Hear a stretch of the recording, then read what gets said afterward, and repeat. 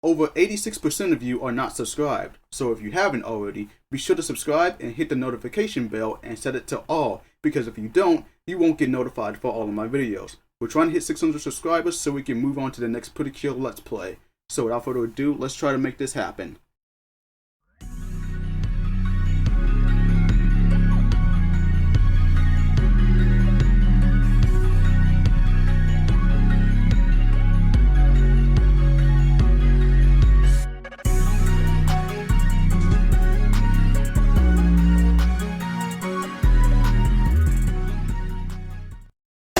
Okay, 7 Pirates 8's Let's Play has been wrapped up, Part 3 of the Neptunia anime review is up, and I finally finished Amphibia in 3 days.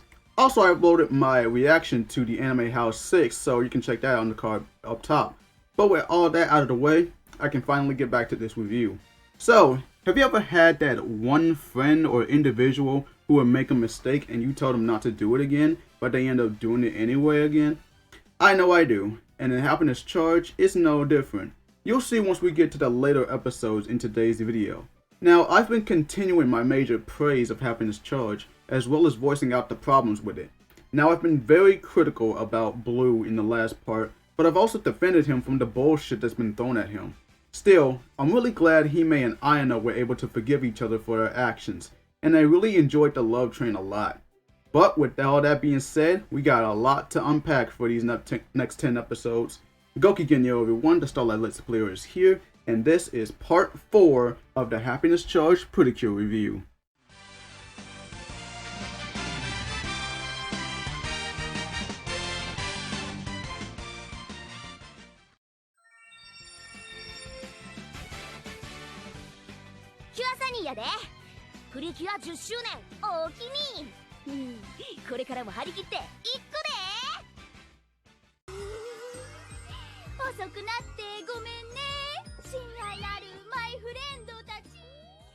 Yeah, apparently Megumi is in her happiness phase after all that encouragement she was given during the battle against Phantom. And speaking of Phantom, he was taken in to get his injuries treated after being defeated by them.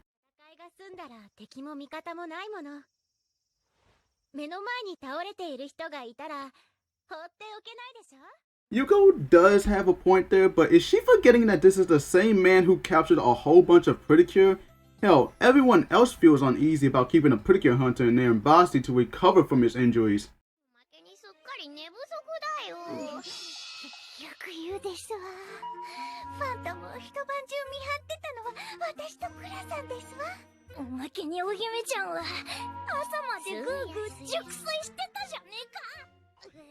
So these two were keeping an eye on Phantom in case he would wake up, and you have the nerve to complain about not having enough sleep even though you were sleeping the night away.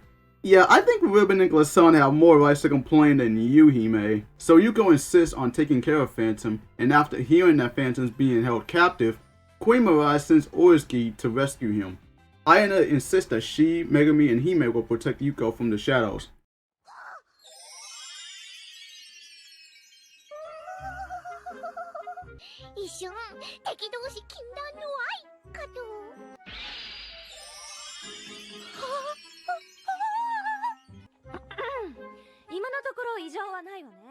Nah, don't deny it, you two. That is some sweet forbidden love going on there. So while taking care of Phantom, Yuko then tells them a story of her and a dog's friendship together. How she took care of him and did everything to make him happy, despite the dog getting sick and ending up passing away in the end. However, despite that and how she became very sad, Yuko became determined to help others, whether it's her friend or her enemy, and wants Phantom to get better soon. Everyone gets caught eavesdropping, and Phantom tells them that beating him won't free the captured cures.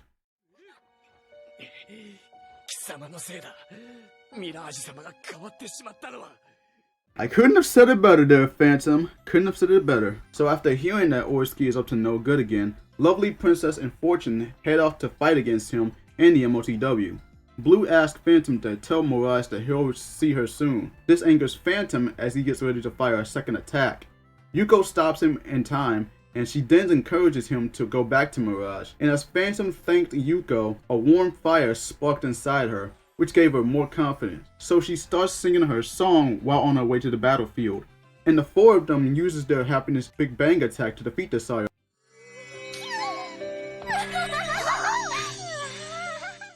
Oh no, now Yuko's been consumed with happiness! Also, Akira Inagami really did his thing as the animation director for this episode. It looks really flawless.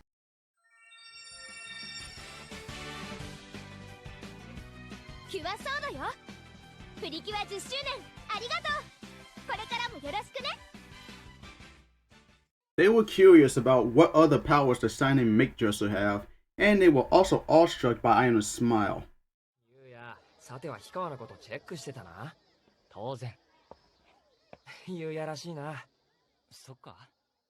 Yeah, so this dude's name is Yuya, a friend of Seiji's, and apparently he has a thing for Iona. So of course he confessed his feelings towards Iona and asked her to go out with him. Some of these male protagonists really need to learn from this kid. I'm looking at you, Kazuya.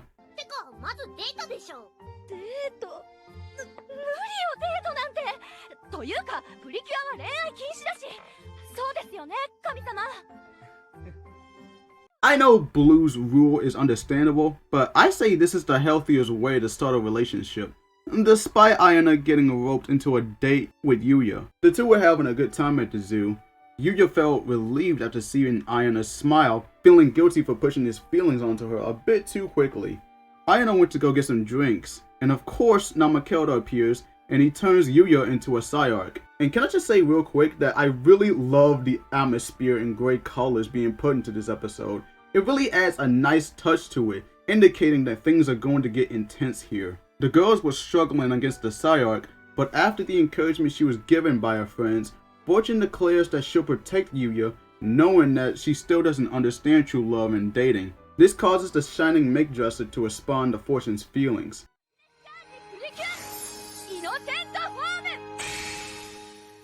Oh yeah, Pure Fortune has awakened her innocent form.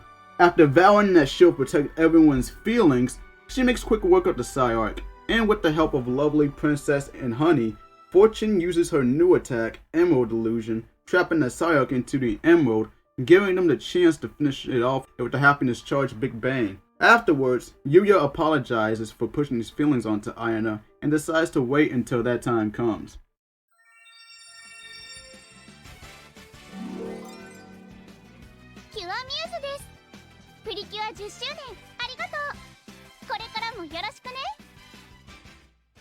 After seeing Iona's innocent form, Megumi was determined to obtain her own innocent form. Blue tells her that when she awakens her innocent feelings, she'll be granted the innocent form. That's when she decided to help people so she can obtain that power. A rocket scientist named Mami was working on a rocket, but would end up becoming a failure. Seeing this, Megumi offers to help Mami on her rocket. Later on, she would end up washing Mami's lab coat, but would find out she wouldn't wash it until her rocket becomes successful. So Megumi apologizes to Mami and she forgives her. During the nighttime, Megumi talks to Seiji about how hard it is to try and help everyone. But Seiji tells her that cheering them on is enough to help. You know, this is the kind of lesson I wish Megumi would learn in this episode. You can't always help everyone, but you can cheer them on. You'll see why as we get to the end of this episode. So Megumi decided to bake some cookies for Mami, which gave her the courage she needed in order to succeed with her rocket. Just as she and her grandpa were making the final preparations, she was targeted by Orski and got turned into a Psyarch. This angers Lovely, and soon she would make quick work of the Choarchs before getting attacked by the Psyarch. Luckily, she was saved by Fortune, Princess, and Honey, and Fortune then transforms into her innocent form and traps the Psyarch with her Emerald Illusion, finishing off the MOTW with the happiness Big Bang. After saving Mami, she would successfully launch her rocket.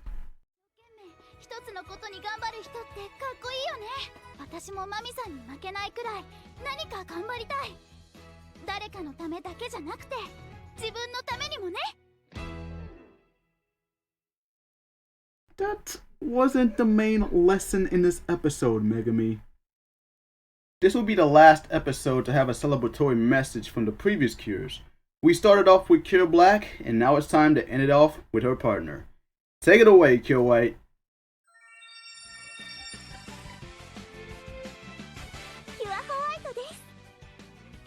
10周年ありがとうございます。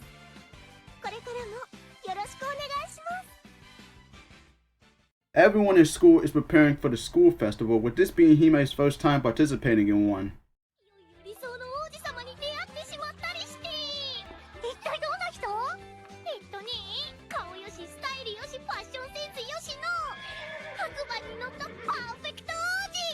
And of course they had to sneak a bit of promotion in for the movie.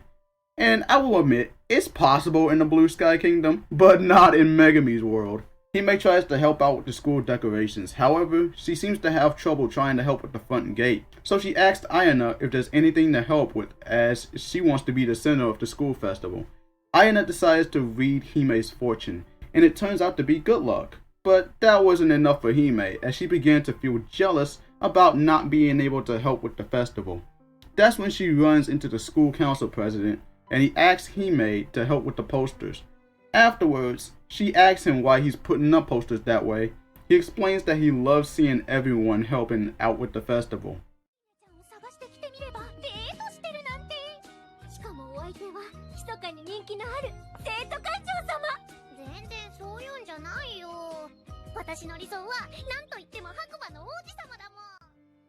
Keep telling yourself that, Hime. So Megumi and company asked her to help with the front gate, and with enough help they were able to make the gate more presentable.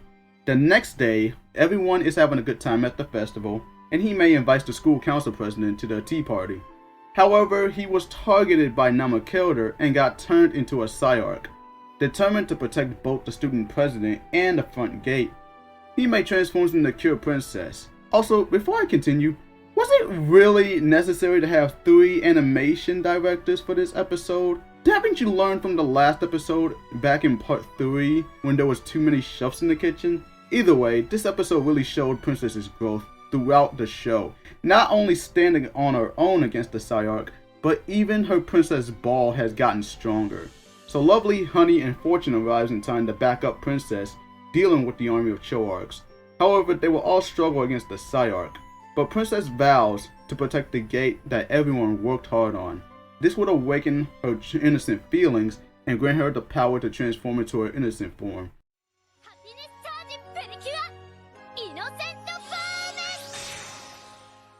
After making quick work of the Psyarch, she unleashes her new move, Windy Wink, giving them the chance to finish off the Psyarch. The festival continues with everyone helping out at the tea house. And of course, Hoshino returns in this episode. Seriously, did anyone not learn to keep him out of the animator's seat? Anyway, Yuko finally shows them how her honey candy is made, and afterwards, they headed out on their lunch deliveries.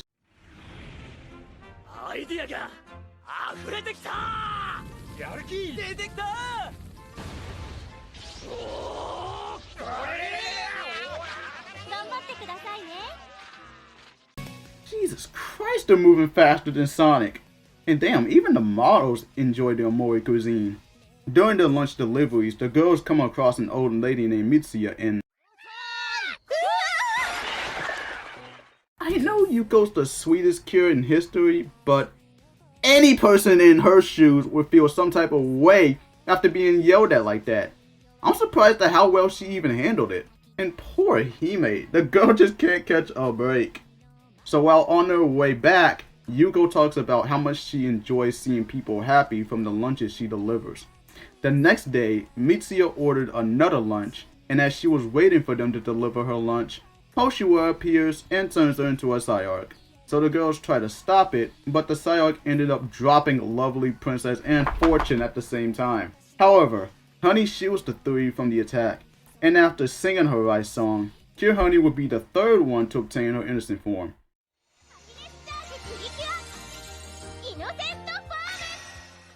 She tosses the MOTW to the ground and uses her new move, Honey Temptation, finishing it off with the Happiness Big Bang afterwards. After saving Mitsuya, Yuko insists on her to come to a restaurant sometimes. Mitsuya asks if there's honey candy at the restaurant and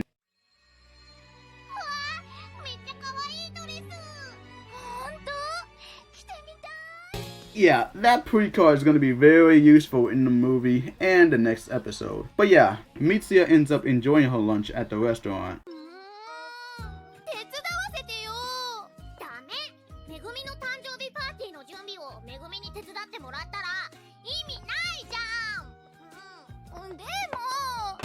You can't help them with the party if it's your birthday party, Megumi.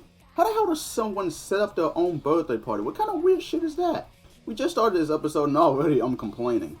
Anyway, Megumi's dad, Masaru, makes his return from his trip and will show her pictures of the experience. When hearing him ask about Kaori's health, Megumi vows to help her get better. However, they explain to her that Kaori has a disease that's difficult to treat, but she's been doing well due to the medicine that she's been taking. Kaori thanks Megumi for her concerns, and Megumi starts feeling down from all of this, with Masaru apologizing for not telling her.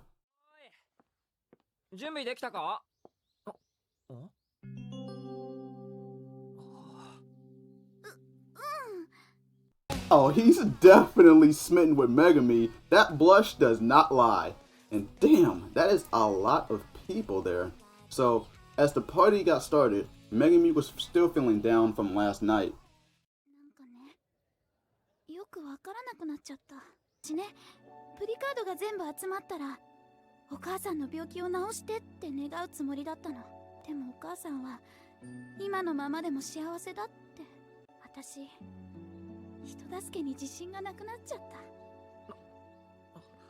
Okay, I need to ramble a bit on this.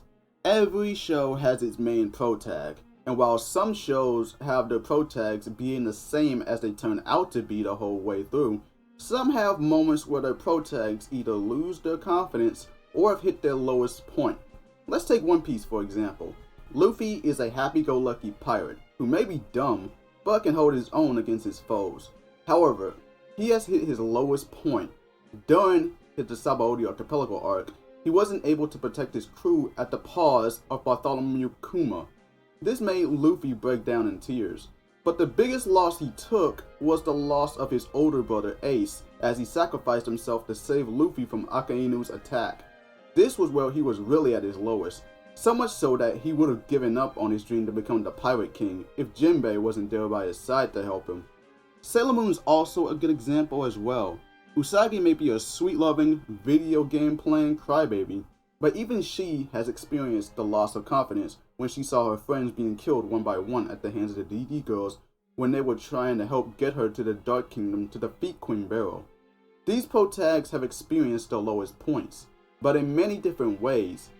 However, it's how they handle it at the end that matters, because it can be a way for them to grow into much stronger characters.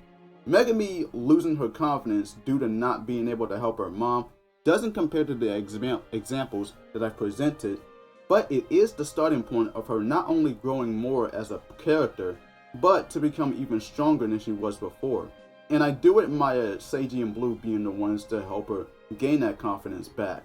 One that has a crush on her and the other that she's crush on. Now that's quite something. Orsky shows up announcing that it's his birthday as well. How rare for a protag and an antag to have the same birthday. He then turns everyone into a Psyarch, so of course they face off against the MOTW. Lovely insists on sharing her birthday with Orsky. Afterwards, she vows to make everyone happy no matter how many times she'll fail.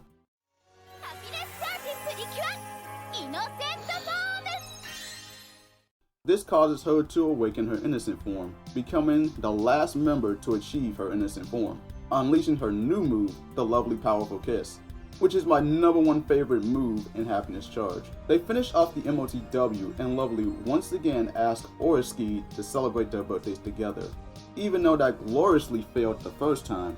After saving everyone, the party manages to continue and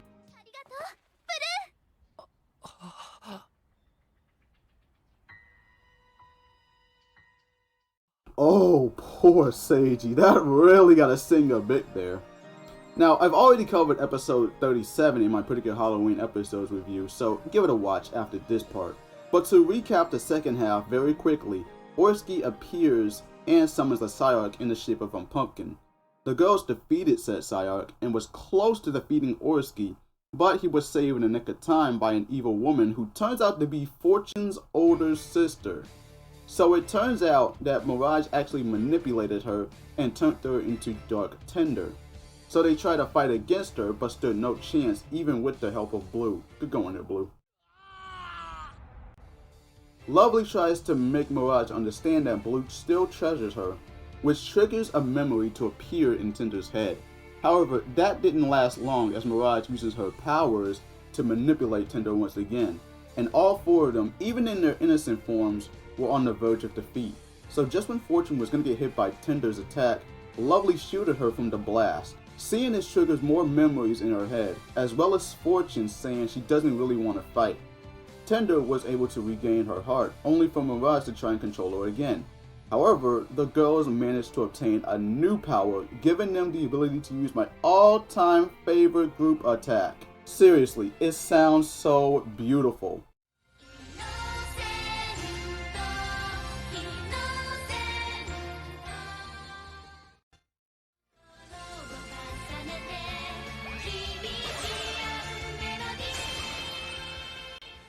With the power of the innocent purification, they were able to purify Tender of Mirage's control. Blue confronts Mirage and tries to get through to her, but was interrupted and Mirage was sent back to the Phantom Empire. Maria finally wakes up after being purified, and Iona breaks down in tears of joy as she's finally reunited with her sister. Mirage begins to question what was Blue's true feelings, with her eyes going back to normal, but only for a short second as Deep Mirror brainwashes her again.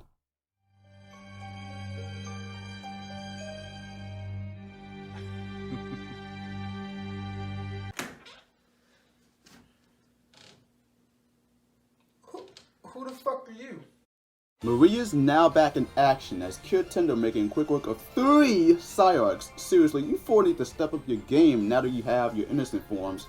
Maria tells the Love God that she won't be joining Happiness Charge and instead will head to America where her and Iona's parents are staying, because she wants to support all the Cures from around the world. As they head home, Maria breaks the news to them that she'll be leaving tomorrow. Of course, Iona was not having it, so she ran home completely upset. Then she challenges Maria to a karate match, and if she loses, then she'll have to stay and join the Happiness Charge team. However, Iona ends up losing and had to give Maria a massage afterwards. And during this, Maria tells her that Pretty Cure around the world are being sent to the Pretty Cure graveyard momentarily, and she has to defeat Phantom.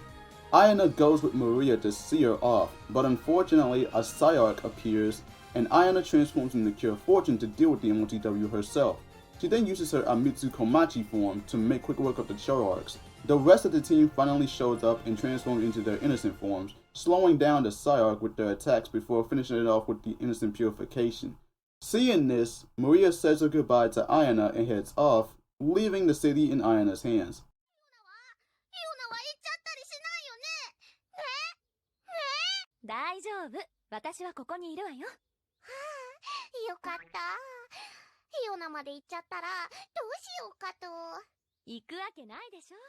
Man, no wonder those two got a song together. I mean, at this point, Iona's the big sister of the group.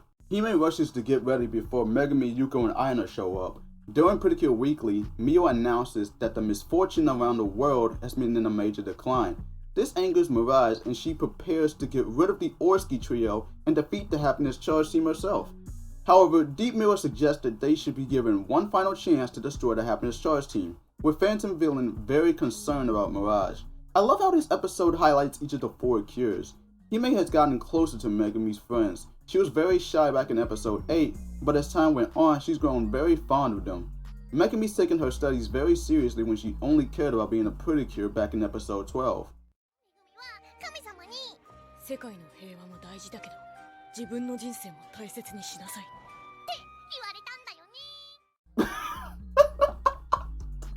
Okay, that's quite the blue expression there, Hime. Continuing on, Yuko's enjoyment in seeing people happy as they enjoy their meals together hasn't changed a bit, and I'm glad it didn't. And Iona's grown very closely to Yuya ever since episode 32, where they decided to take it one step at a time.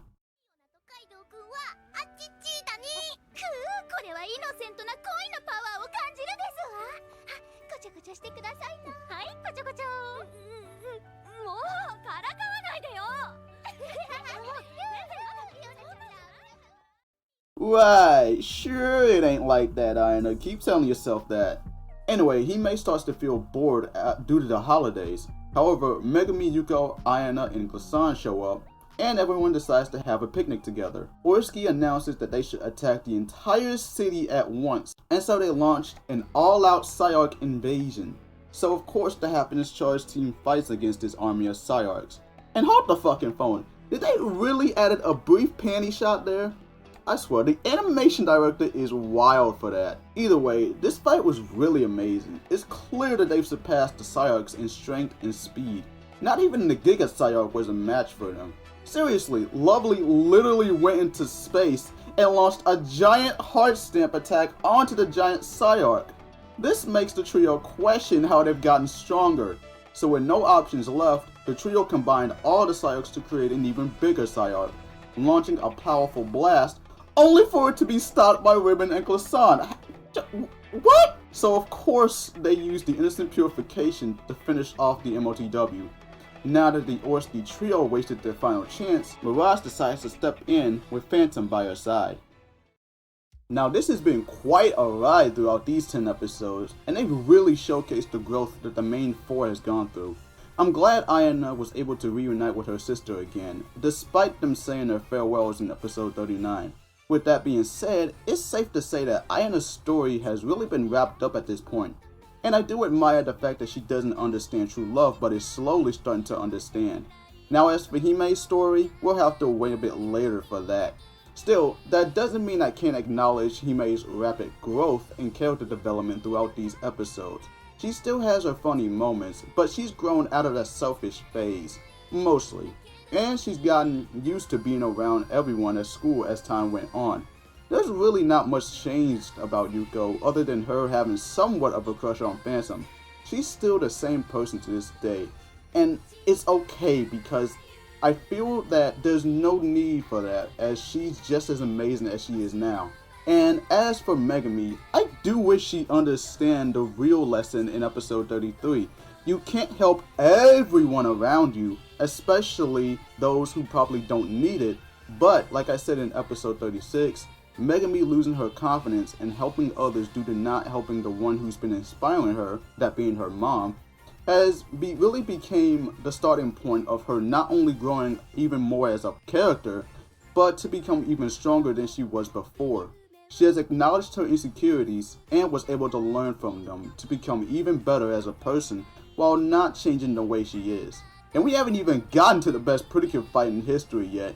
Speaking of which, the fights themselves were a step up from the last part, although I still enjoyed the fight against Phantom. But the fight against the army of Psyarchs, that was amazing as I said before. I still can't get over the fact that Lovely threw a giant heart stamp at the Giga Psyarch. Hell, the fight against Dark Tender was so intense both physically and emotionally. Not to mention the four gaining their innocent forms.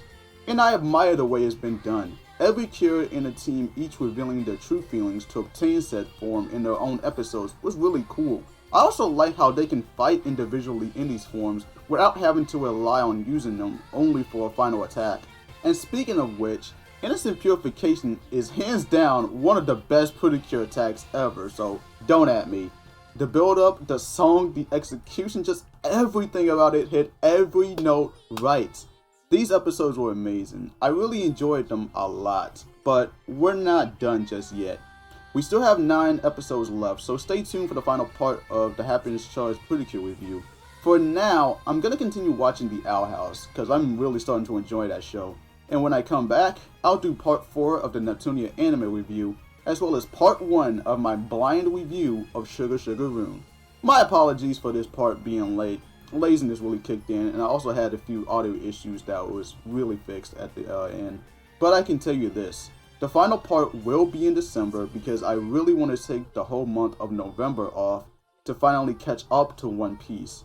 And finally, after all this, we're getting closer to that 600 subscriber mark. So if you haven't already, please hit the subscribe button and hit that bell so you can join the Starlight squad. Once we reach 600 subs, I'll start the next Pretty Cure Let's Play. But until then, this is the Starlight Let's Player signing out. As always, Goki Genyo, and have a star-tastic day, everyone.